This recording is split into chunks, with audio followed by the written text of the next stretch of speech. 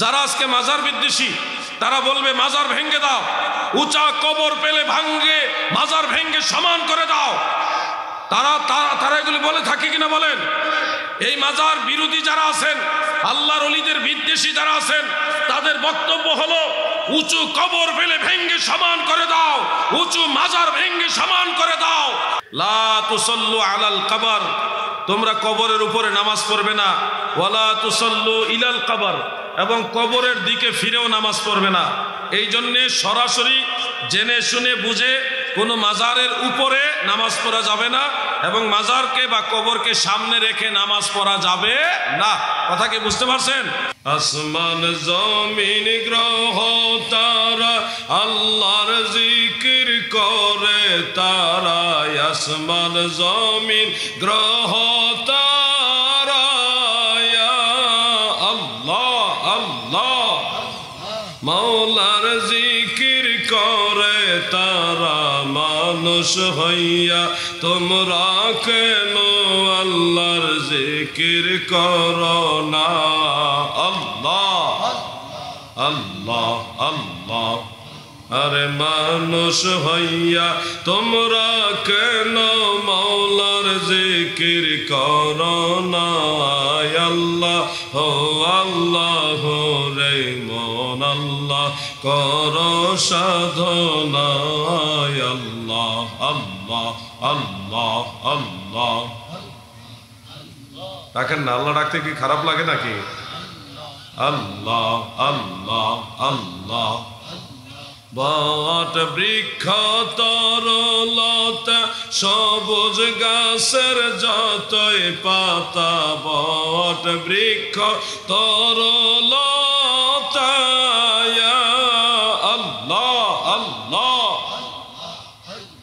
সবুজ গাছের যতই পাতা জিকিরে হেলাইছে মাথা, নয়ন খোলে দেখো না জিকিরে হেলাইছে মাথা, নয়ন মেলে দেখো না। আল্লাহ হো আল্লাহ রে মন আল্লাহ করো জপনা। আল্লাহ আল্লাহ আল্লাহ আল্লাহ মাশাআল্লাহ আল্লাহ। আরে আল্লাহর জিকির মাওলার জিকির না করিলে কলব জিন্দা হবে না। আল্লাহর জিকির না করিলে দিল তো জিন্দা হবে না। আল্লাহ হো আল্লাহ রে মন আল্লাহ করো সাধনা। আল্লাহ আল্লাহ আল্লাহ আল্লাহ। কিন্তু আমরা মাজার শব্দটা শুনলেই দেখি কিছু কিছু মানুষের চেহারা মলিন হয়। এটার পিছনেও কারণ আছে, এটার পিছনেও কারণ আছে। কারণ মাজার সবই যে একেবারেই সঠিক মাজার তাও না। এখন সঠিক মাজারের পাশাপাশি অনেক ভেজাল মাজারও আছে, যার কারণে মানুষ এই সত্য এবং মিথ্যা দুইটার মিক্স দেখে অনেকটা উদাসীন হয়ে গেছেন, এগুলার প্রতি মানে অবজ্ঞা একটা চলে আসে। মাজার যেগুলি সত্যি সত্যি আল্লাহর ওলির মাজার, সেগুলির প্রতি অবশ্যই একজন মুসলমান হিসেবে আপনার সম্মান রাখতে হবে। আবার আমরা দেখছি এক লোক নামাজ নাই, রোজা নাই, সিগারেট খাইছে, গাঞ্জা খাইছে, কাপড় চোপড়ও ঠিক মতো পরে নাই, তার মাঝে হয়তো মানুষ একটা অলৌকিক কিছু দেখে তাকে অলি বানায় মাজার বানায় ফেলছে মরার পরে। তো এগুলি কিন্তু ইসলাম এলাও করে না। মনে রাখবেন, অলৌকিক ঘটনা অনেকভাবে হতে পারে। অলৌকিক ঘটনা মানেই যে আল্লাহর সাহায্যে বা আল্লাহর কুদরতে হয়েছে তা না, শয়তানের পক্ষ থেকে অনেক অলৌকিক ঘটনা প্রকাশ হয়। তো এই জন্য আমাদেরকে লক্ষ্য করতে হবে, সত্যিকারে অলিউল্লাহ হলো তারা যাদের মাঝে আল্লাহর হাবিবের শরীয়ত, তরিকত, হাকিকত, মারেফত, ইলমে জাহির, ইলমে বাতিন দুইটাই আছে। যার কাছে নবী করিম সাল্লাল্লাহু আলাইহি সাল্লামের শরীয়ত নাই, তার কাছে মারেফত থাকতে পারে না, অসম্ভব এটা। আপনি যদি দেখেন তার ফরজে আইন, দায়মি ফরজ, যেটা ফরজ, সেই নাভি থেকে হাঁটু পর্যন্ত কাপড় ঠিক মতো ঢেকে রাখে না, সে আরো শর্ট কাপড় পরে ঘুরেছে, তার দিকে তাকিয়ে যদি আপনি মনে করেন এই লোকটা মনে হয় অনেক বড় জাননেওয়ালা, ভুল হবে। কারণ যার কাছে আল্লাহর ফরজ বিধান নাই তার কাছে কখনো ইলমে লাদুন্নি থাকতে পারে না। আর যারা সত্যি সত্যি আল্লাহর ওলি, তাদের মাজার শরীফের দিকে তাকাবেন, তাদের মাজার শরীফের জিয়ারত করবেন। আল্লাহ পাকের অশেষ দয়ায় আমি জর্ডানে গিয়েছিলাম। জর্ডানের রাজধানী আম্মান থেকে সামান্য একটু দূরে, 20-25 মিনিটের রাস্তা দূরে একটা গুহা আছে, যে গুহার কথা পবিত্র কোরআনুল কারীমের মধ্যে আছে। এবং সেই গুহার মধ্যে 7 জন আল্লাহর ওলি তিনারা শায়িত ছিলেন, ঘুমিয়েছিলেন 309 বছর। তিনাদের সাথে একটা কুকুরও ঘুমিয়েছিলেন। 309 বছর পর আল্লাহ তাআলা সেই 7 জনকে আবার সতেজ করে আগের মতো জাগ্রত করেছেন। এমনকি সাথে থাকা সেই কুকুরটাকেও আল্লাহ জাগ্রত করেছেন। এটা হলো আসহাবে কাহাফের ঘটনা। আসহাবে কাহাফের ঘটনাটা কোরআনুল কারীমে সূরা কাহাফের মধ্যে আছে, অর্থাৎ আল্লাহ তাআলা নিজে এটা বর্ণনা করেছেন। আসহাবে কাহাফের ঘটনাটা নিয়ে আসার মূল হাকিকত হলো সূরা কাহাফের 21 নম্বর আয়াতে আপনারা যদি নজর করেন দেখবেন, তিনারা যখন 309 বছর পরে জাগ্রত হয়ে খাবারের সন্ধান করতে গিয়ে মানুষের কাছে পরিচিত হলেন যে এনারা অনেক আগের মানুষ, তখন মানুষ জানতে পারলো। পুনরায় ওনারা গুহার ভিতরে আসলেন, লোকজন ওনাদের সাথে দেখা করলেন। এরপরে তিনারা বুঝতে পারলেন যে মানুষেরা ওনাদেরকে নিয়ে ব্যবসা করবে, ওনাদেরকে প্রদর্শন করে এখানে একটা বিজনেস কেন্দ্র তৈরি করতে চাচ্ছে। তখন আল্লাহর ওলিরা তিনারা আল্লাহ তাআলার সাহায্য কামনা করলেন এবং গুহার ভিতরে গেলেন। যাওয়ার পরে গুহার ভিতরে সেজদা অবস্থায় তিনারা ইন্তেকাল করেছেন। ওখানেই এই গুহার ভিতরে ওনাদেরকে দাফন করা হয়েছে। সেই গুহাটা দেখার মতো সৌভাগ্য আমি গুনাহগারের হয়েছে, আলহামদুলিল্লাহ। তো সেখানে এখনো প্রত্যেকের মাজারগুলো ভিতরে আলাদা আলাদা করে করা আছে। আমি ভিডিও চিত্র করে আপনাদের দেখানোর চেষ্টা করেছিলাম। আসহাবে কাহাফের মাজারগুলো এখনো আছে এবং কুকুরের যে একটা সমাধি ওটাও আছে। এবং সেখানে প্রবেশ করার সাথে সাথে ব্যতিক্রম ধর্মী একটা জান্নাতি সুবাসের মতো একটা ঘ্রাণ পাওয়া যায়। যে আল্লাহর ওলিরা এখানে আসিলেন, এটার একটা ঘ্রাণ এখনো পাওয়া যায়। আর ওটার কাছাকাছি যখন যায় তখন আলাদা একটা ফিলিংস অন্তরের মধ্যে বিরাজ করে যে এমন কয়েকজন আল্লাহর ওলির মাজারের কাছে আসছি যাদের কথা স্বয়ং আল্লাহ তাআলা নিজে বয়ান করেছেন। সুবহানাল্লাহ বলেন। আসহাবে কাহাফ,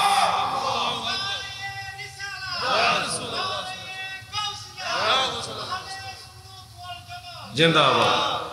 সেই আসহাবে কাহাফের কথাটা বলার উদ্দেশ্য হলো, তিনারা যখন সেই গুহার ভিতরেই তিনাদের মাজার হওয়ার পরে লোকজন বলা বলি করছে, আমরা এখানে কি করব, কি করলে মানুষ এখানে আসবে, মানুষ জড়ো হবে, এলাকার নামদাম হবে, সুনাম হবে, বিজনেস কেন্দ্র হবে, মেলা হবে, বিভিন্ন ধরনের ইনকাম সোর্স হবে, কর্মসংস্থান হবে, এই ধরনের চিন্তাধারা সবাই করতেছে, দুনিয়ার চিন্তা আর কি। তখন মুমিন বান্দাদের মাঝে একটা শ্রেণীর লোক তিনারা প্রস্তাব দিলেন, লানাত্তাখিজান্না আলাইহিম মাসজিদা, আমরা তিনাদের মাজারের পাশে একটা মসজিদ নির্মাণ করব, যেন এই মসজিদের মধ্যে মুসলমানেরা এসে ওনাদের জিয়ারতের সাথে সাথে ইউসাল্লি ফীহিল মুসলিমুনা ওয়া ইয়াতাবাররাকুনা বিমাকানিহিম, মুসলমানেরা যেন এখানে নামাজ আদায় করতে পারে এবং ইয়াতাবাররাকুনা বিমাকানিহিম, তিনাদের এই মাকান অর্থাৎ মাজারের মাধ্যমে, তিনাদের এই মাজার বা গুহার মাধ্যমে যেন বরকত হাসিল করতে পারে। সুবহানাল্লাহ। এটা তাফসীরে রুহুল বায়ান এবং তাফসীরে মাজহারির মধ্যে স্পষ্ট উল্লেখ আছে, যে এবারটা এখন পড়লাম। অর্থাৎ আল্লাহর ওলিদের মাজারের পাশে যদি মসজিদ করা হয়, সেই মসজিদে নামাজ পড়ার কথা কোরআন এবং কোরআনের তাফসীর দ্বারা প্রমাণিত রয়েছে, অবশ্যই মুসলমানেরা নামাজ পড়তে পারবে। আল্লাহ পাকের অশেষ দয়ায় সেই আসহাবে কাহাফের যে গুহার বরাবর উপরে এই মসজিদটা, পাথরের পাহাড় তো, যার কারণে কোনো প্রবলেম হয় নাই, হাজার হাজার বছর চলে গেছে, এখনো সেই অক্ষত অবস্থায় সবই আছে। বরাবর উপরে সেই মসজিদ, গুহার ভিতর আর মসজিদের উপরের যে ফ্লোর, এর মাঝে ছোট একটা ছিদ্র আছে, যে ছিদ্রটার কথাও কোরআন শরীফের মধ্যে আছে, এই ছিদ্র দিয়ে সূর্যের আলো এটার ভিতরে প্রবেশ করত, অক্সিজেন আপ ডাউন করত, সূর্যের আলো আপ ডাউন করতেন। তো সেই গুহা দিয়ে আবার নিচে দেখা যায়, মাজারগুলো দেখা যায়। এই মসজিদের মধ্যে আল্লাহ পাকের দয়ায় আপনাদের জন্য প্রার্থনা করার, দোয়া করার, নামাজ আদায় করার সুযোগ আল্লাহ তাআলা দিয়েছেন। তো আমি আপনাদেরকে এখান থেকে যে মেসেজটা দিতে চাচ্ছি সেটা হলো যে আল্লাহর ওলিদের মাজারের পাশে যদি নামাজের স্থানের ব্যবস্থা থাকে তাহলে অবশ্যই সেখানে নামাজ পড়তে হবে, এটাই কোরআনের শিক্ষা। এবং সূরা কাহাফের 21 নম্বর আয়াতে এটা উল্লেখ আছে, 21 নম্বর আয়াতে লানাত্তাখিজান্না আলাইহিম মসজিদা। এখন মাজারের কাছে গিয়ে নামাজ পড়াটা শুধু যে আসহাবে কাহাফের জামানার মুমিন মুসলমানরাই করেছে তা নয়, মাজারের কাছে গিয়ে নামাজ পড়ার আমল আমাদের মাযহাবের ইমাম আবু হানিফা রাহমাতুল্লাহ আলাইহির মাজারের পাশেও ইমাম শাফিঈ রাহমাতুল্লাহ আলাইহি নামাজ আদায় করেছেন, মর্মে ফতোয়ায়ে শামির মুকদ্দমার মধ্যে উল্লেখ আছে। এমনকি সনদ সহকারে তারিখে বাগদাদের মধ্যে এটা উল্লেখ, খতিবে বাগদাদি রহমাতুল্লাহ আলাইহি তিনি উল্লেখ করেছেন যে ফিলিস্তিন থেকে ইমাম আবু আব্দুল্লাহ মুহাম্মদ ইবনে ইদ্রিস আশ-শাফিঈ রাহমাতুল্লাহ আলাইহি তিনি যখন কোনো কঠিন সমস্যার সম্মুখীন হতেন তখন তিনি পায়ে হেঁটে কুফা নগরী যেতেন। কোথায় ফিলিস্তিন আর কোথায় কুফা, এই বিশাল দূরত্ব তিনি সফর করে ওখানে গিয়ে তিনি বলেন সাল্লাইতু রাকাতানে, সাল্লাইতু রাকাতানে, আমি 2 রাকাত নামাজ আদায় করতাম।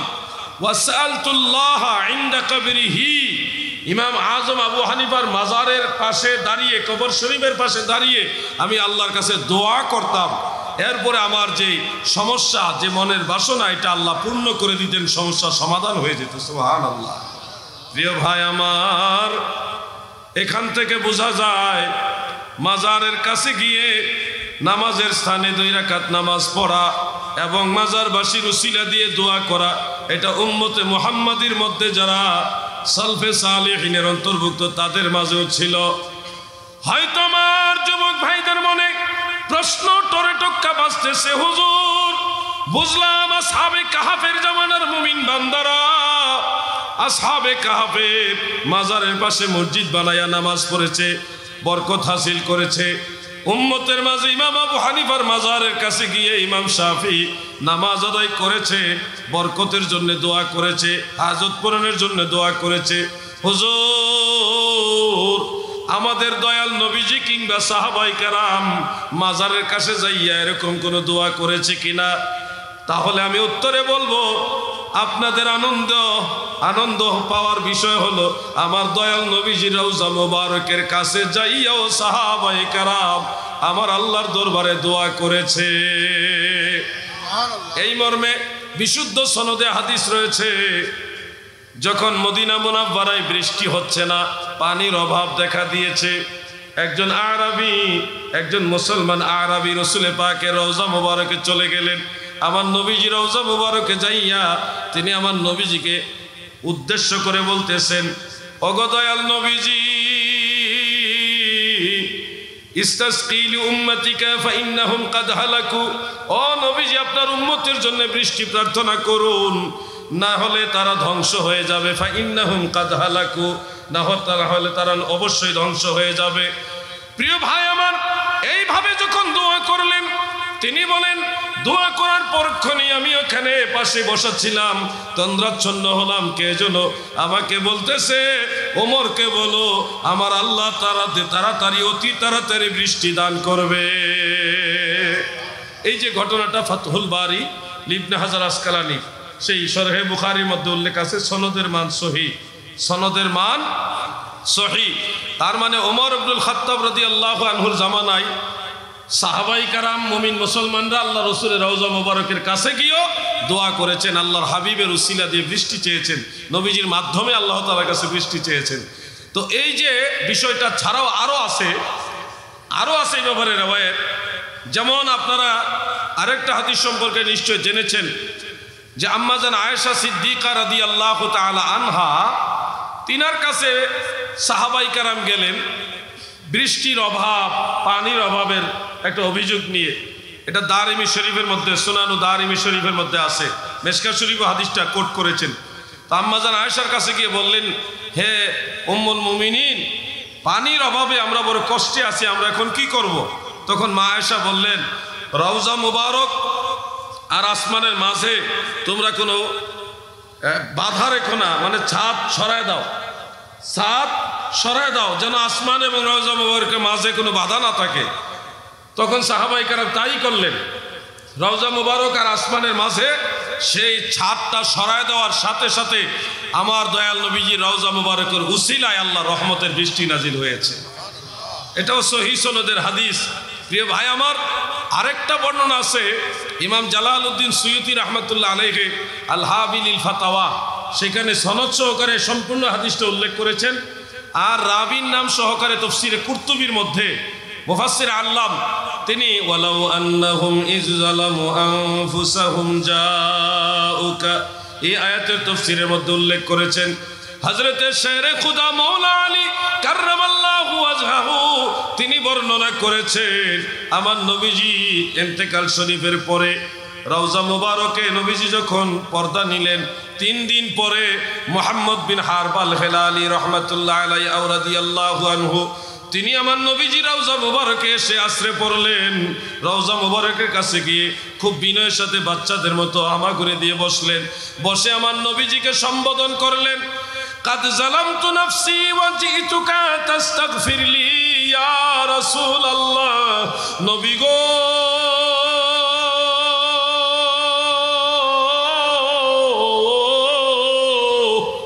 কাদ জালামতু নাফসি, আমি আমার নফসের উপর অবশ্যই জুলুম করেছি। ওয়া জিতুকা, আপনার কাছে এসেছি, মানে নবীজি রওজা মুবারকে এসেছে। তিনি বলেন তাস্তাগফিরলি ইয়া রাসূলুল্লাহ, আমার জন্য আমার আল্লাহর কাছে প্রার্থনা করুন যেন আল্লাহ আমাকে ক্ষমা করেন, আমার জন্য আল্লাহ তাআলার দরবারে আপনি ক্ষমা প্রার্থনা করুন। ফানুদিয়া মিন কাবরিন নবী সাল্লাল্লাহু আলাইহি ওয়াসাল্লাম কাদ গফিরা লাকা, রওজা মুবারক থেকে ডেকে ডেকে আল্লাহর নবী বললেন, অবশ্যই অবশ্যই আমার আল্লাহ তোমাকে ক্ষমা করে দিয়েছে। সাহাবায়ে কেরামের আমলের মধ্যেও রয়েছে যে তিনারা বিভিন্ন হাজত পূরণের জন্য রওজা মুবারকে যেতেন। আল্লাহর হাবিব রওজা মুবারকে গিয়ে নবীজিকে উসিলা ধরে আল্লাহর কাছে বিভিন্ন নালিশ দিয়েছেন। মা আয়েশা রাদিয়াল্লাহু তাআলা আনহাও এই কাজের সাথে সম্পৃক্ত ছিলেন। ওমর রাদিয়াল্লাহু আনহুর জামানায় এরকম হয়েছে, একাধিক সাহাবী তাবেঈ এই ধরনের কাজের সাথে তিনারা সম্পৃক্ত, যে রওজা মুবারকের কাছে গিয়ে তিনারা আল্লাহ তাআলার কাছে প্রার্থনা করেছেন। এবং অন্যান্য আমল থেকে, কুরআনুল কারীমের তাফসীর থেকে এবং ইমাম শাফির আমল থেকে আমরা দেখলাম মাজারের কাছে গিয়ে নামাজ আদায় করে তারপর ওনারা দোয়া করতেন, উত্তম রূপে ওযু করতেন, নামাজ আদায় করতেন, তারপরে ওনারা দোয়া করতেন। এই আমলগুলো থেকে আমরা স্পষ্ট বলতে পারি, কোন মুমিন বান্দা যদি আল্লাহর কোন ওলির মাজারে যায়, ওযু করে পবিত্রতার সাথে হুজুরি দেল নিয়ে 2 রাকাত নামাজ আদায় করবে, এরপরে মাজারের পাশে দাঁড়াই আমার আল্লাহর কাছে দোয়া করবে, এটাকে শিরিক বিদআত বলা তো দূরের কথা, এটাকে বলতে হবে মুস্তাহাব পর্যায়ের সুন্নত। কারণ এটা সাহাবীদের আমলের মধ্যে আছে, পূর্বের উম্মতদের আমলের মধ্যে আছে, এমনকি উম্মতে মুহাম্মাদির মধ্যে সালফে সালিহিনের আমলের মধ্যেও আছে। তবে একটা জিনিস মনে রাখবেন, মাজারের ভিতরে সরাসরি মাজার শরীফকে সামনে রেখে নামাজ পড়া যাবে না, এটা যেন ভালোভাবে খেয়াল রাখেন।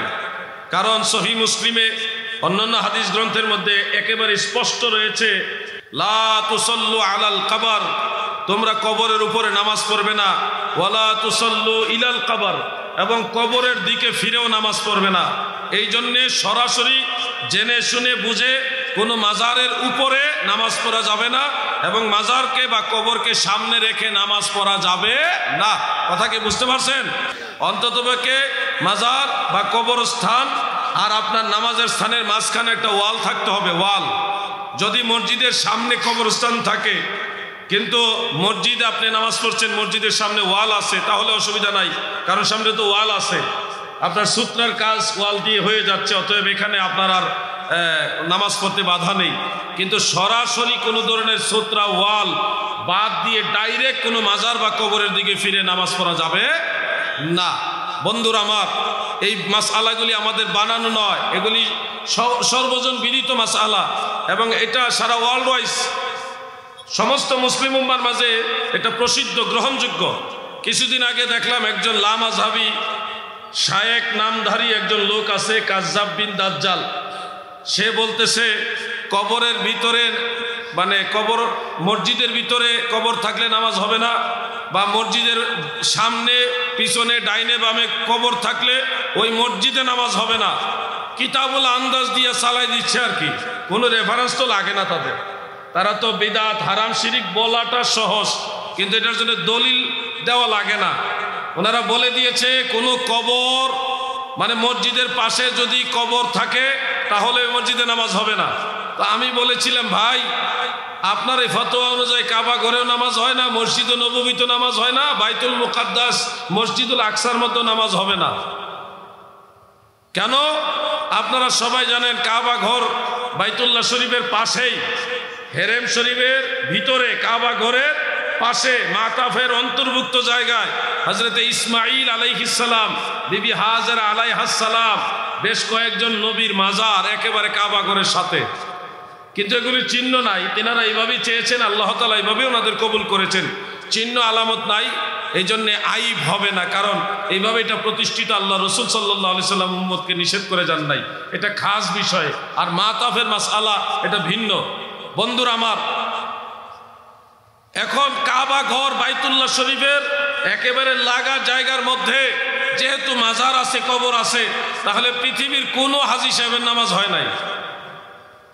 উনি তো বলছে যে মসজিদের সামনে পিছনে ডানে বামে কোনো কবর থাকলে ওখানে ওই মসজিদে নামাজ হবে না।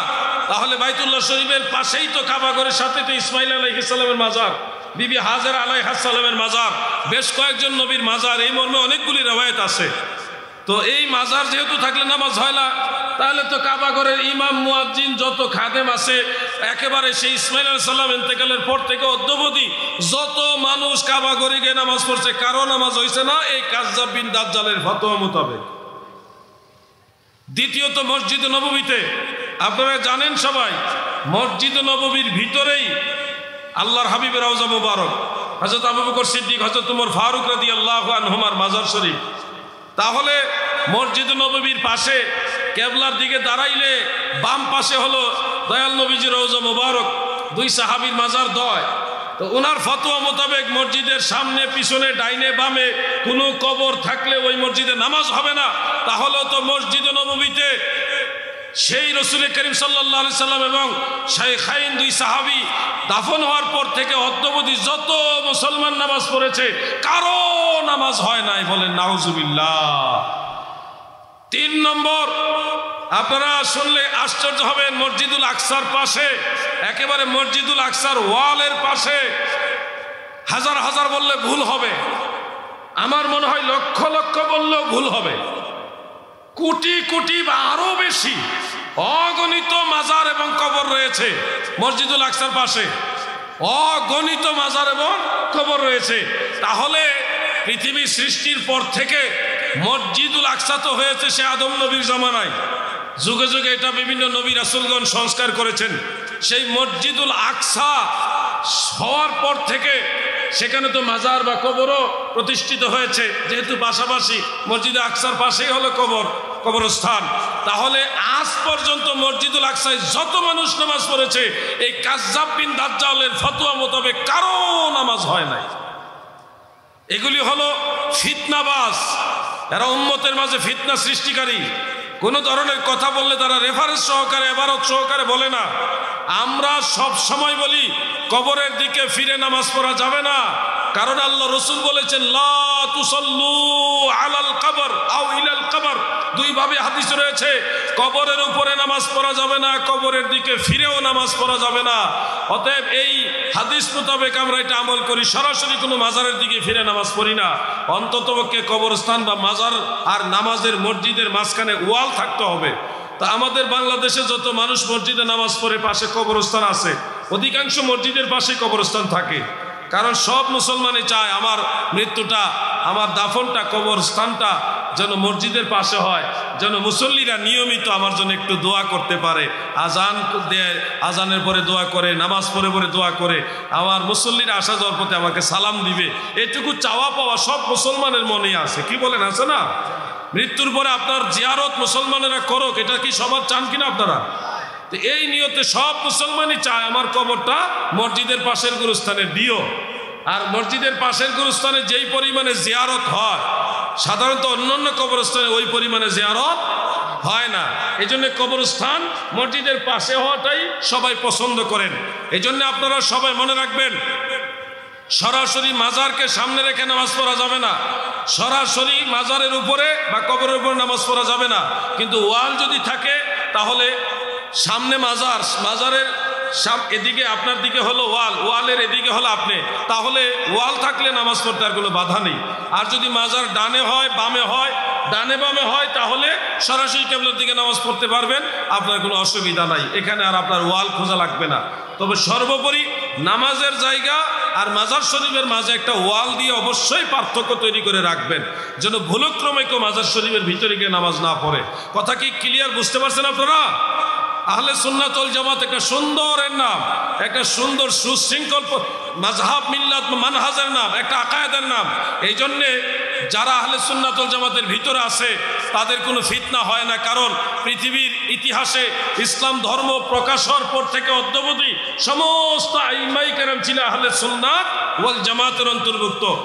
আমার সাথে ইমাম বুখারীর আলোচনা মিল পাবেন, ইমাম আবু হানিফার বক্তব্যের সাথে ইমাম বুখারীর বক্তব্যের সাথে ইমাম আবু হানিফার বক্তব্যের সাথে আল্লামা আবুল কাশেম নুরী সাহেবের বক্তব্য মিল পাবেন। কারণ আমরা নতুন কোনো মাযহাব নিয়ে আসি নাই, আমরা নতুন কোনো আকীদা নিয়ে আসি নাই। আমাদের বক্তব্য ইমাম শাফি, ইমাম মালিক, ইমাম আহমদ, ইমাম আবু হানিফা, ইমাম বুখারী সহ সমস্ত ইমামদের সাথে মিল পাবেন। কারণ আমরা সবাই একই পথের প্রতীক, আমরা সবাই আহলে সুন্নাত ওয়াল জামাতের আকীদার অনুসারী, আমরা সবাই মদিনাওয়ালার দলের লোক। ঠিক না ঠিক? এজন্য আমাদের মধ্যে দুই পাবেন না, গোড়া থেকে এই পর্যন্ত এক, কিয়ামত পর্যন্ত এক পাবেন। কিন্তু যারা 2 নম্বর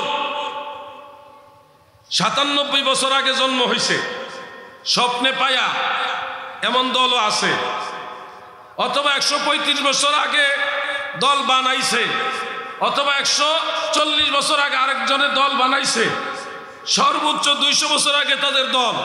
ইনারা আহলে সুন্নাত ওয়াল জামাতের বিরোধিতা করবে, কারণ তারা তো জন্মই হয়েছে সুন্নিয়তের বিরোধিতা করার জন্য।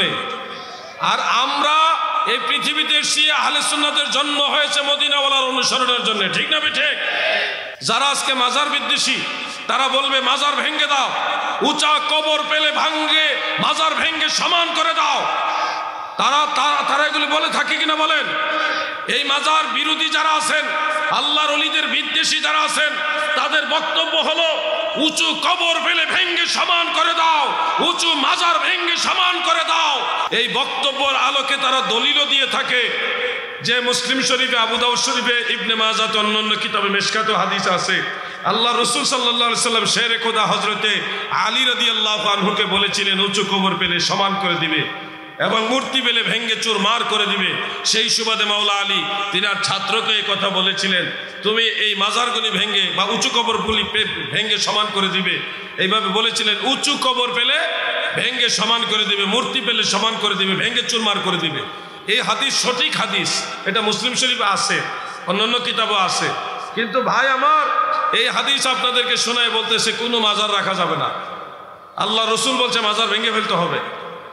এই হাদিস দেখায় যখন এই যে আমাদের সরল মনা যুবকদেরকে বলে যে আল্লাহ রসুল বলছে উঁচু কবর পেলে ভেঙে ফেলো, আর তোমরা মাজারে যাইতেছো, নবীজি বলছে গুলি ভেঙে ফেলো আর তোমরা ওখানে বসে থাকো, জিয়ারত করো, তাহলে নবীজির আদেশের সাথে আমাদের কাজের মিল হচ্ছে না। যুবকদের মাথা তখন হ্যাং হয়ে যায়, বলে কি এটা তো সহি হাদিস, সহি হাদিস, মুসলিম শরীফের হাদিস, উঁচা কবর পেলে ভেঙে ফেলতে হবে।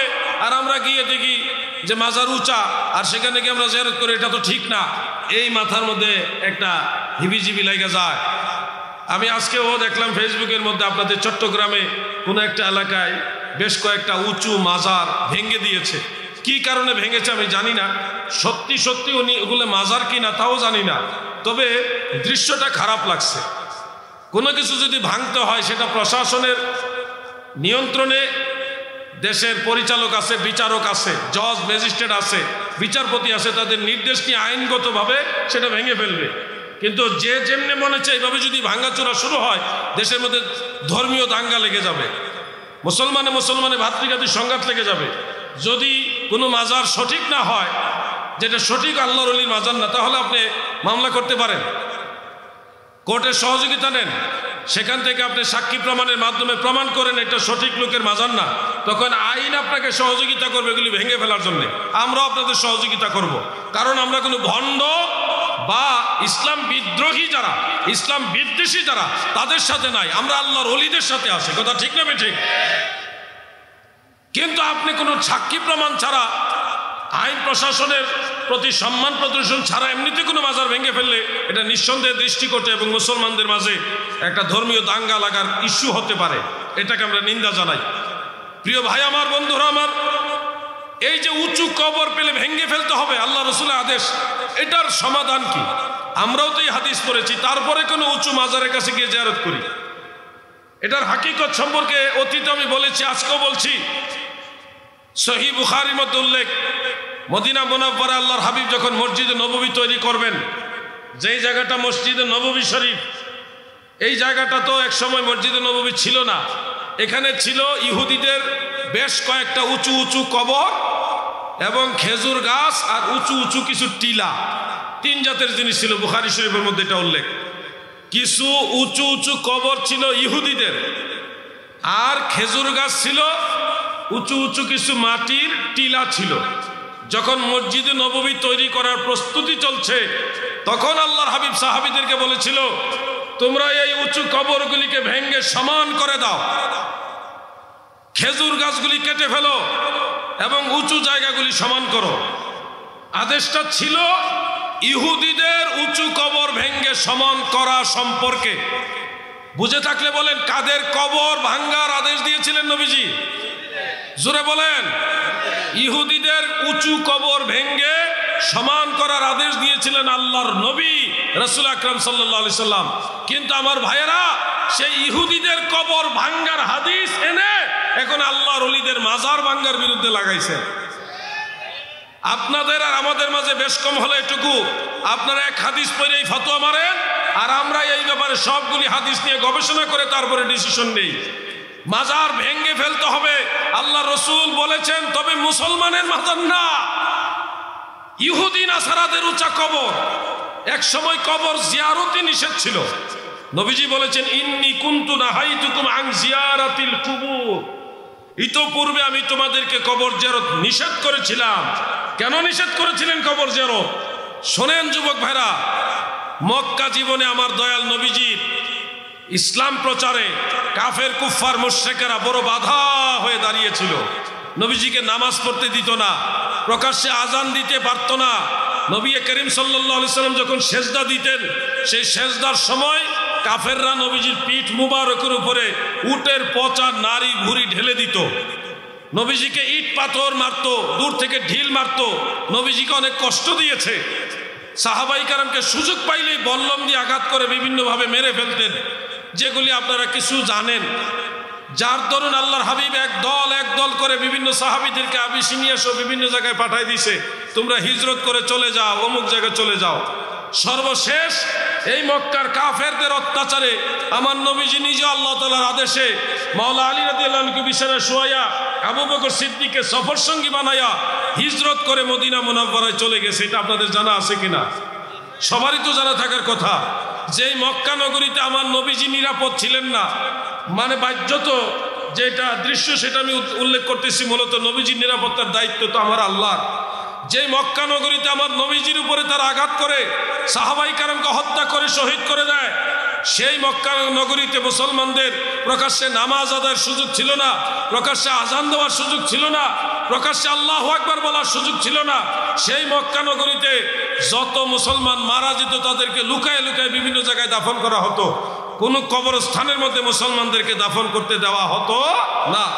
এক কথাই মনে রাখবেন, মক্কা নগরীতে যত কবরস্থান ছিল, এই সবগুলি কবরস্থান ছিল ইহুদি নাসারাদের। কাদের? মক্কা নগরীতে তৎকালীন সময় যত কবরস্থান ছিল সমস্ত কবরস্থানগুলি ছিল ইহুদি নাসারাদের। এখন আপনারা বলুন ইসলামী শরিয়া মোতাবেক কোন ইহুদি নাসারা বেঈমান ও মুসলিমের কবর জিয়ারত করার বিধান আছে? আল্লাহ নিষেধ করে দিয়েছেন, ওয়ালা তুসাল্লি আলা আহাদিম মিনহুম মাতা আবাদা ওয়ালা তাকুম আলা কবরি ইলা আখিরিল আয়াত। সূরা তাওবার 84 নম্বর আয়াত। ওয়ালা তাকুম আলা কবরি মানে কোন বেঈমান মুনাফিক মুশরিক তাদের কবর জিয়ারত করা যাবে না, এটা আল্লাহ তাআলার নিষেধ। যেহেতু মক্কা নগরীতে কোন মুসলমানের কবরস্থান নাই, মুসলমানরা মারা গেলে বিভিন্ন জায়গায় বিচ্ছিন্নভাবে দাফন করা হতো, কিন্তু কোন কবরস্থানের মধ্যে মুসলমানদের দাফন করা হতো না। এমনিতে সবগুলি কবরস্থানই ছিল মুশরিকদের দখলে। এই সময়ে মুসলমানেরা অমুসলিমদের, মুশরিকদের, ইহুদি নাসারাদের কবর জিয়ারত করবে, এটা হতে পারে না। এই জন্য প্রাথমিক সময়ে আল্লাহর নবী বলেছিল তোমরা কবর জিয়ারত কইরো না। পরবর্তীতে আমার নবী যখন হিজরত করে মদিনা মুনাওয়ারায় গেলেন, মদিনায় জান্নাতুল বাকি সহ বেশ কয়েকটা কবরস্থান সংগঠিত হলো। উহুদের যুদ্ধের পরে শুহাদায়ে উহুদের মাজার হলো, কবরস্থান হলো। এইভাবে বেশ কয়েকটা কবরস্থান যখন মুসলমানের হয়ে গেল, তখনই আমার দয়াল নবী আদেশ দিলেন ফাজুরুহা ফাইন্নাহা তুযাক্কিরুল মাউত। উম্মতেরা গো,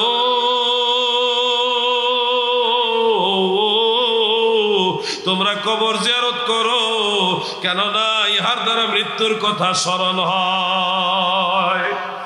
এটা হলো ফাইনাল ডিসিশন।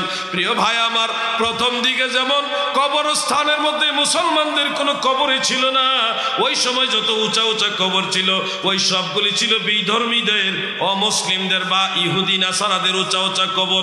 আমার দয়াল নবী যাদের উঁচা কবর ভেঙ্গে সমান করে দেওয়ার আদেশ দিয়েছেন, এই কবরগুলি কোনো মুসলমানের কবর ছিল না রে ভাই। এই উঁচা কবরগুলি ছিল ইহুদি নাসারাদের উঁচা কবর। আফসোস হলো ওই ভাইদের জন্য যারা ইহুদি নাসারাদের উঁচু কবর ভেঙ্গে সমান করে দেওয়ার হাদিস এনে আল্লাহর ওলিদের মাজার ভেঙ্গে দিতে চায়। এরা জানে না কোন হাদিসটা কাফের মুশরিক সম্পর্কে আর কোন হাদিস আল্লাহর ওলি সম্পর্কে।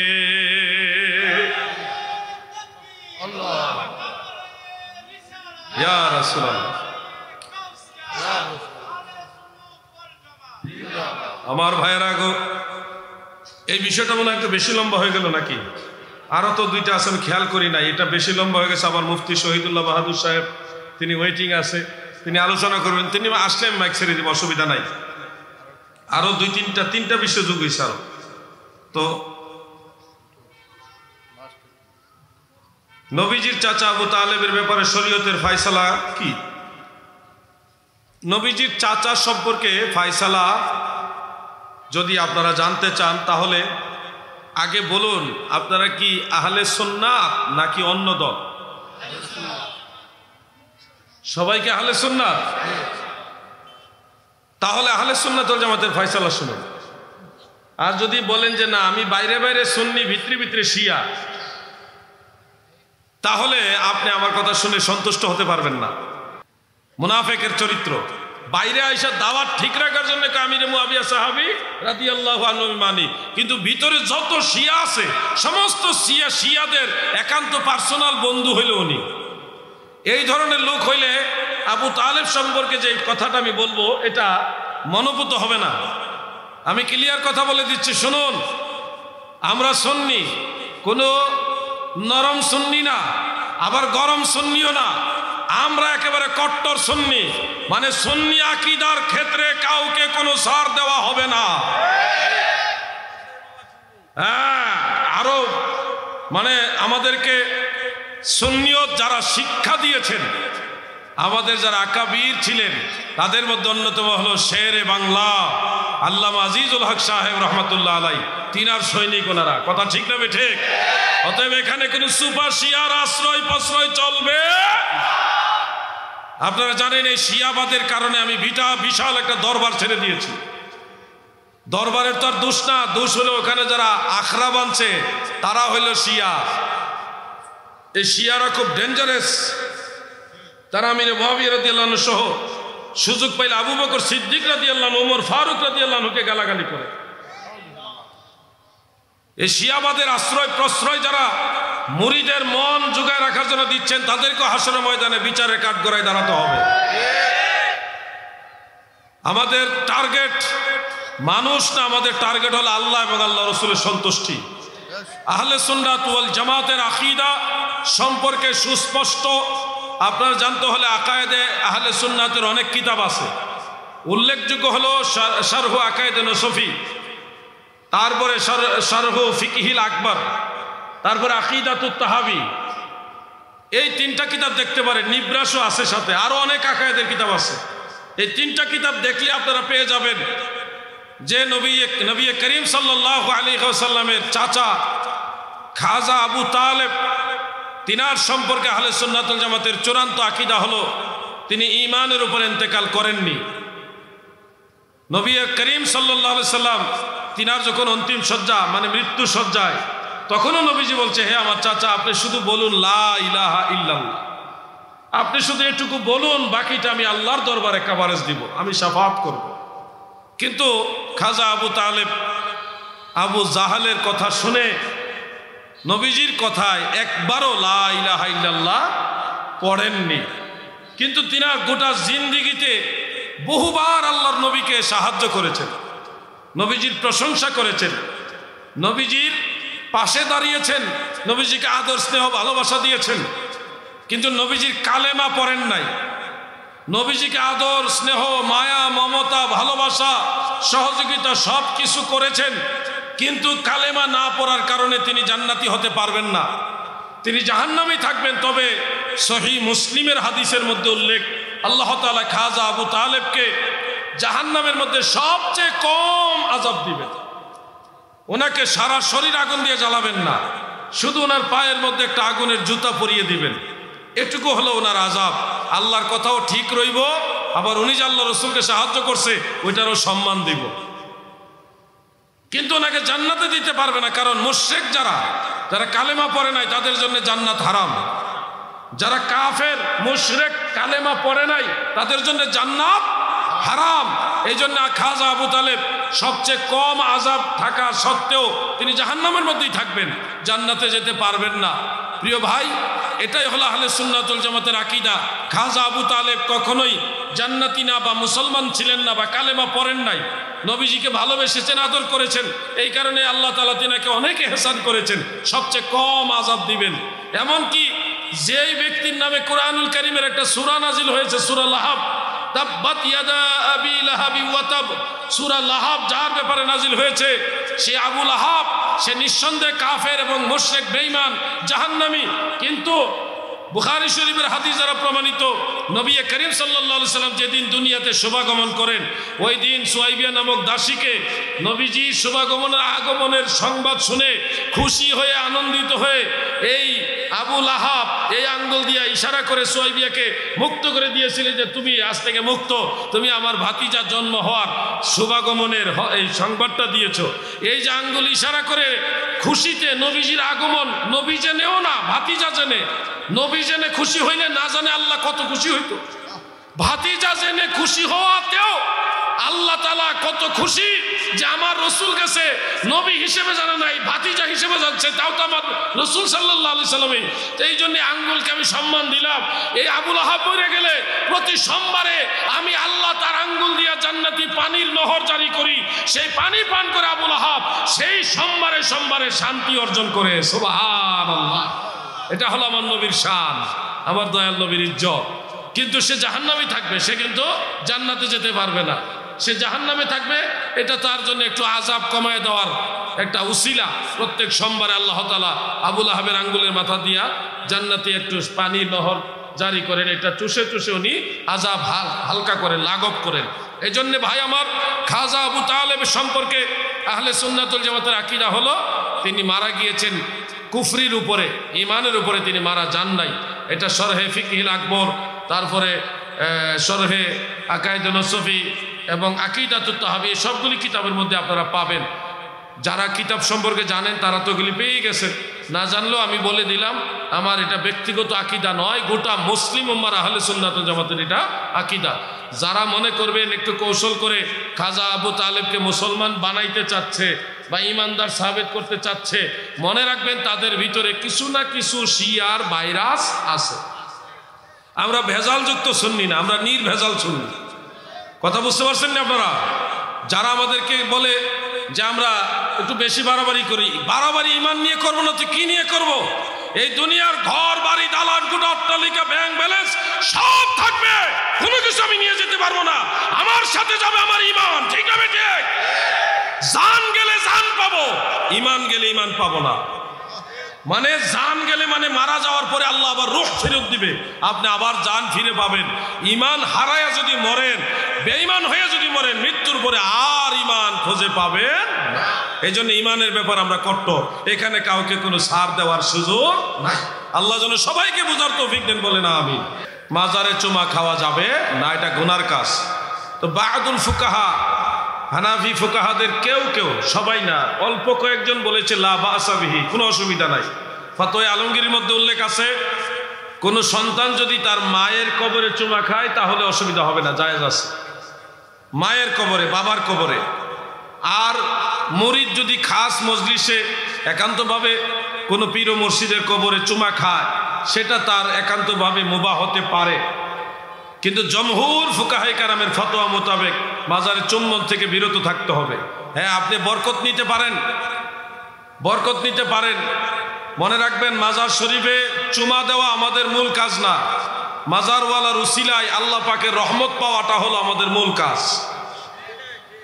মাজারের কাছে গিয়ে আমরা অনেক সময় বরকত হাসিলের জন্য চুম্বন করি ওনাদের ব্যবহৃত জিনিসগুলো, ওনাদের ব্যবহৃত যেটা তাবাররুকাত, বরকতের জিনিসের অন্তর্ভুক্ত।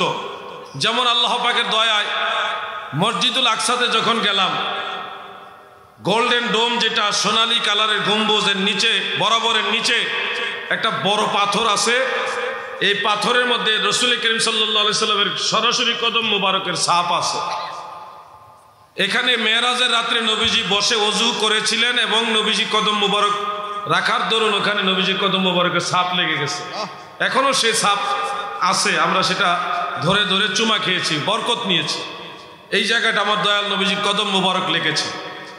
এই জন্য কোনো ওলি আল্লাহ, নবী রাসূল, আউলিয়া কেরাম, সালেহিন, সিদ্দিকিন, তিনাদের ব্যবহৃত কোনো তাবাররুকাত যদি থাকে, যেটা ওনাদের খাস জিনিসের অন্তর্ভুক্ত, ব্যবহারের সাথে সংশ্লিষ্ট, এই ধরনের জিনিসকে আপনি তাশরীফান চুমা খেতে পারেন।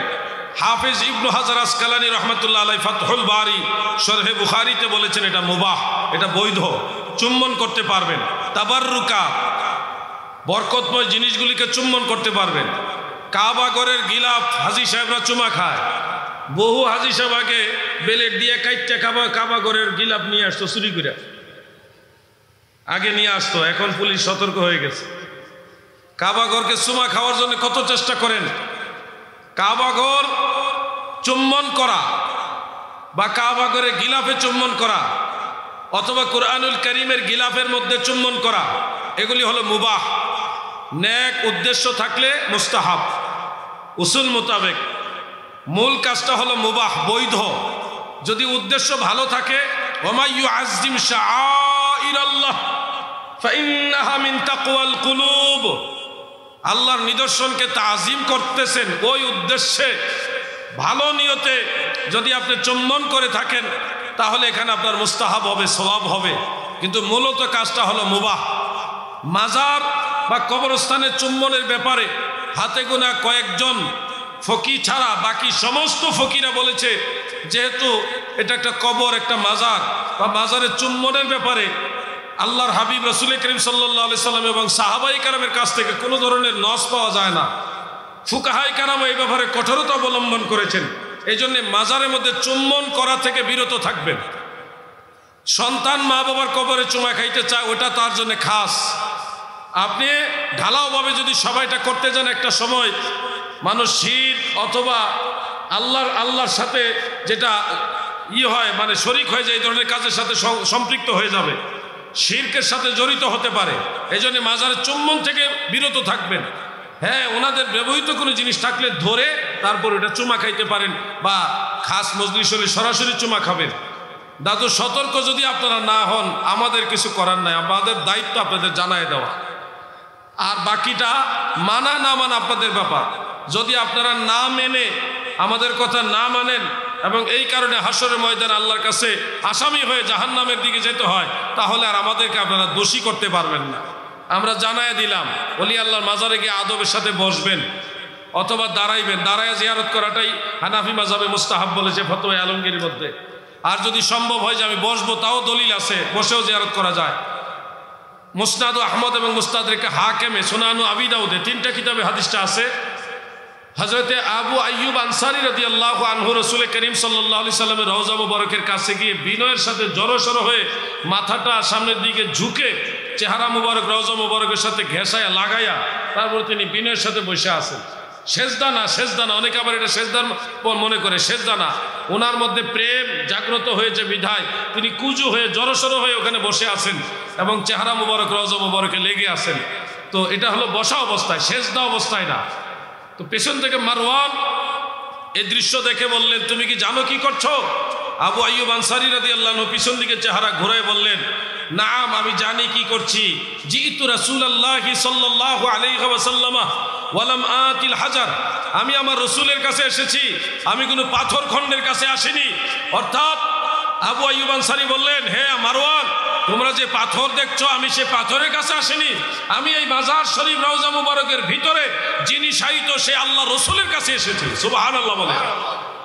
এই জন্যে মাজারের কাছে গিয়ে আদবের সাথে বসবেন, সেখানে বিনয়ের সাথে জিয়ারত করবেন, সূরা ফাতিহা, সূরা ইখলাস, অন্যান্য সূরা কেরাত, দোয়া দরুদ পড়ে দোয়া করবেন, ইসালে সওয়াব করবেন, তিনাদের উসিলা নিয়ে দোয়া করবেন, আদব প্রদর্শন করবেন এবং সম্ভব হলে তিনাদের ব্যবহৃত কোনো জিনিস থাকলে সেগুলি চুম্বন করতে পারেন। সরাসরি মাজারে চুম্বন করা থেকে আপনাদেরকে আমি অনুৎসাহিত করলাম। অনুৎসাহিত মানে কি করতে পারবেন নাকি?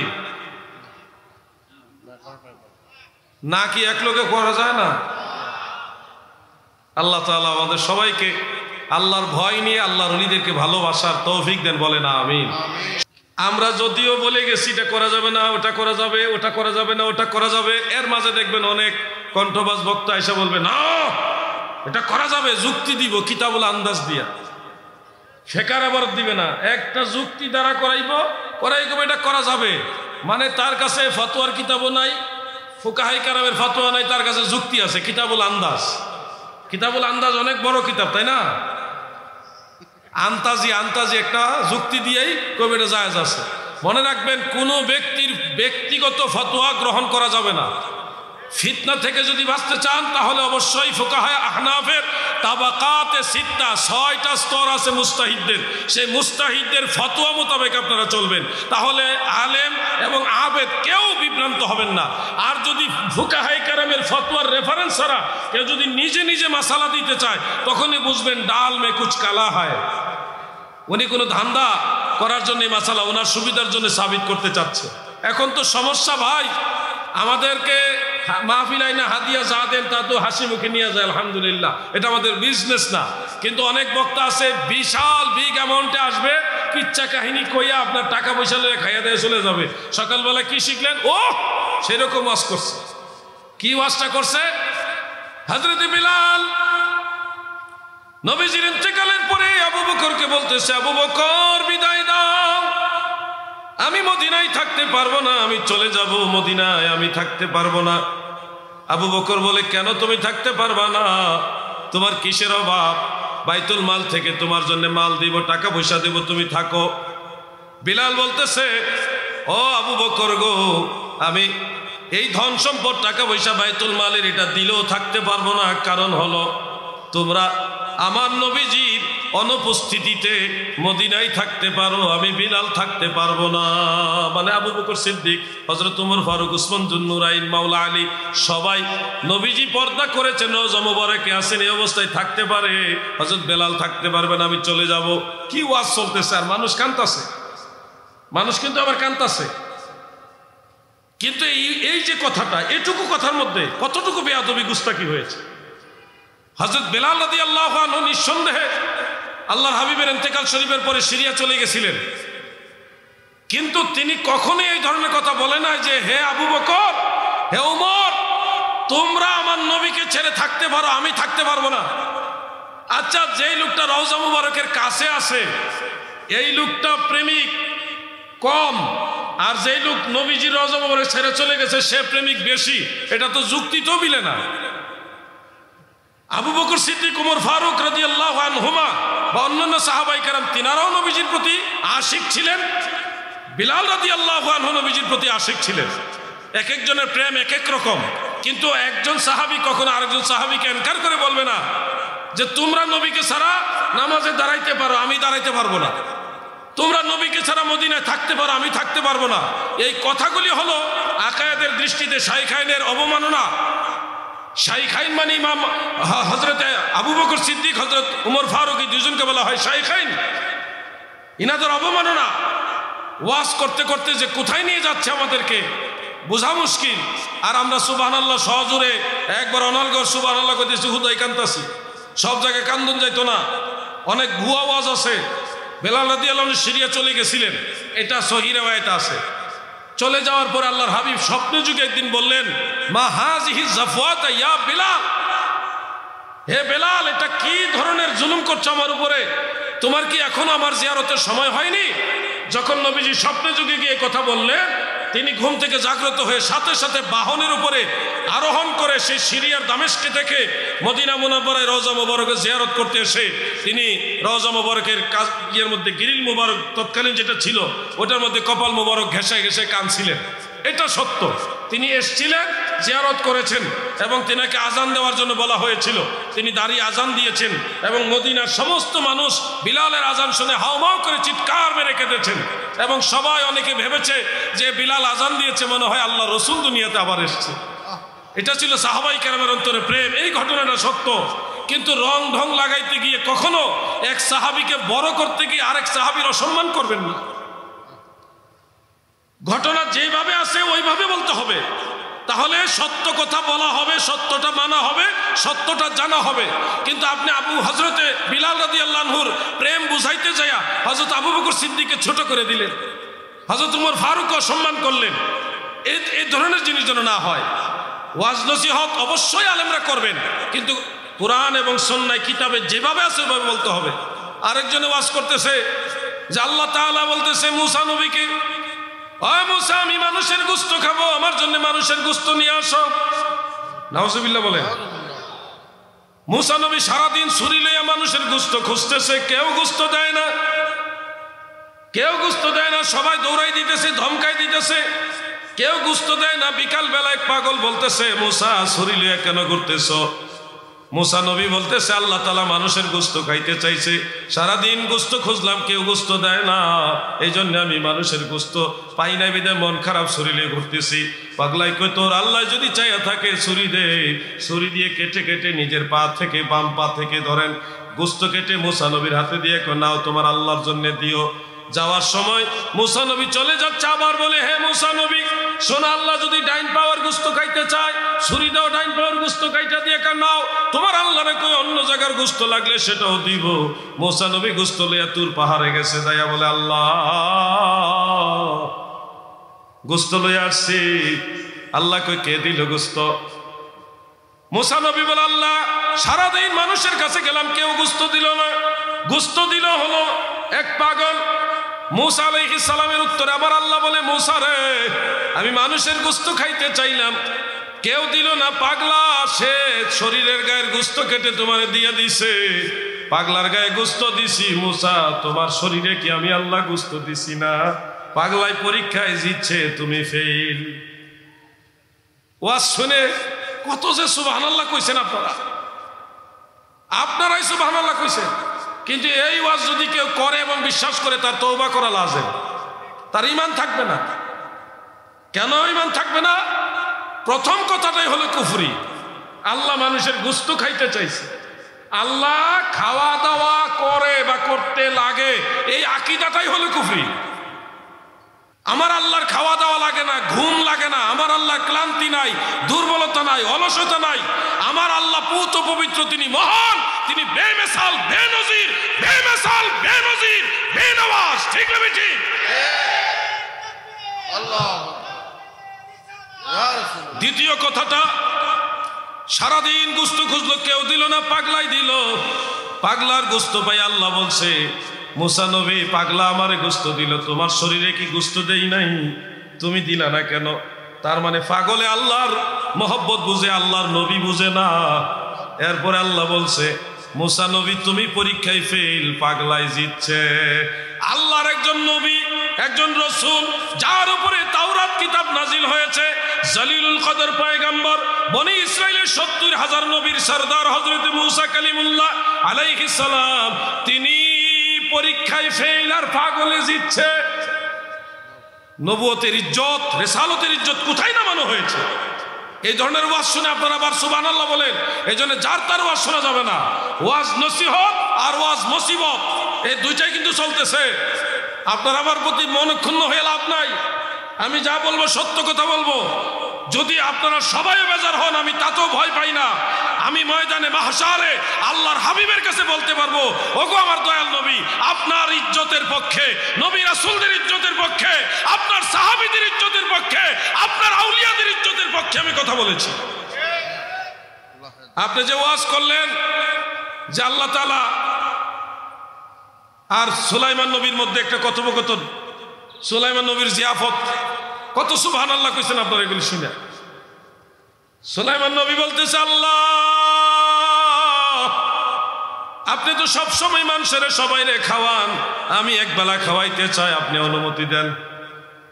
আল্লাহ তাআলা বলে, সুলাইমান তুমি পারবা না। সুলাইমান নবী কয়, আল্লাহ আপনি যদি অনুমতি দেন আমি চেষ্টা করে দেখি। আল্লাহ কয় ঠিক আছে তুমি খাওয়াও। সুলাইমান নবী সারা সৃষ্টি জগৎ, দুনিয়াতে যা কিছু আছে, মানব দানব জিন ইনসান, বৃক্ষ তরুলতা, খেচর বাচর, পশু পাখি, একবারে মাছ সুদ্ধা সবাইরে দাওয়াত দিছে। 6 মাস রান্না করছে। কয় মাস? সুলাইমান নবী সারা পৃথিবীর সবাইরে দাওয়াত দিছে, অমুক দিন অমুক তারিখে তোমরা রে আমি সুলাইমান নবী খাওয়াবো। সুলাইমান আলাইহিস সালাম 6 মাস লাগায় খাবার রান্না করছে। কয় মাস? জিন দিয়ে রান্না করাইছে, মানুষ দিয়ে রান্না করাইছে। রান্না করতে করতে 6 মাস খাবার জমাইয়া 6 মাসের মাথায় আল্লাহ তাআলাকে জিগাইল, আল্লাহ সর্বপ্রথম কারে খাওয়াইতাম? আল্লাহ কয় মাছ দিয়া শুরু করো। একটা মাছের ডাকছে, তিমি মাছ, বড় মাছ আসছে। সুলাইমান নবী খাবার দিতে দিতে দিতে দিতে 6 মাসের খাবার 1 মাসে খায়া আমার পেট ভরছে না, আরো দে, এই বেটা আরো খানা দে, আবার আরো খানা দে, আমার তো ক্ষুধা এখনো মিটে নাই, সব খানা শেষ। মানুষ খাইছে রে, সুবহানাল্লাহ রে, সুবহানাল্লাহ সুবহানাল্লাহ কইতে কইতে শেষ। কিন্তু আসলে এটা একটা টোটালি মিথ্যা কথা। এটা কোনো সনদ নাই, কোনো নির্ভরযোগ্য কিতাবেও নাই। প্রিয় ভাই আমার, সতর্ক হবেন, মনে রাখবেন, কোন নবী কখনোই আল্লাহ তাআলার তরফ থেকে সৃষ্টি জগতের রিজিকের দায়িত্ব নিবে, এটা কখনোই হতে পারে না। রিজিকের দাতা, রিজিকের মালিক একমাত্র আল্লাহ। বলেন কে? আল্লাহ। আর আল্লাহ তাআলার থেকে রিজিক দানের দায়িত্ব কোন নবী নিবে, এটা কখনোই কোনো নবীর বেলায় হতে পারে। আর 6 মাস যে রান্না করছে, আচ্ছা আপনারা বলেন 6 মাস আগে যে রান্না করলো, এটা 6 মাস এই নষ্ট না হইয়া থাকলো কেমনে? ওই সময় কি ফ্রিজ আসছিল? ওই সময় কি তাহলে পানির ভিতরে ডুবাই রাখছিল? এগুলি যে মিথ্যা, তার একটা বাস্তব প্রমাণ হলো যে 6 মাসের রান্না, এটা থাকলো কেন, নষ্ট হইল না? আরেকটা বিষয় খেয়াল করছেন কিনা, মাছে কি রান্না করা খাবার খায়? তেল দিয়া মশলাপাতি দিয়ে রান্না করলে 6 মাসের আগে রান্না করা খাবার মাছে খায়? এগুলি হলো মিথ্যা ওয়াজ। এই ধরনের ওয়াজ শুনে সুবহানাল্লাহ কইবেন না, খবরদার। আমি এগুলি বলার দরুন আলহামদুলিল্লাহ, আল্লাহ শুকরিয়া আদায় করছি, অনেক গল্পবাজ বক্তা এখন সতর্ক হয়ে গেছে, অনেক সতর্ক হয়ে গেছে। ওয়াজ সত্যটা করতে হবে, সত্য ওয়াজের শেষ নাই। আপনি সঠিক ওয়াজ করিয়ে তো সারা জীবন শেষ করতে পারবেন না। আর এই আজাইরা কিচ্ছা কাহিনী বানাই করার দরকারটা কি? আল্লাহ তাআলা সবাইকে বোঝার তৌফিক দেন। সবাই বলেন আমিন।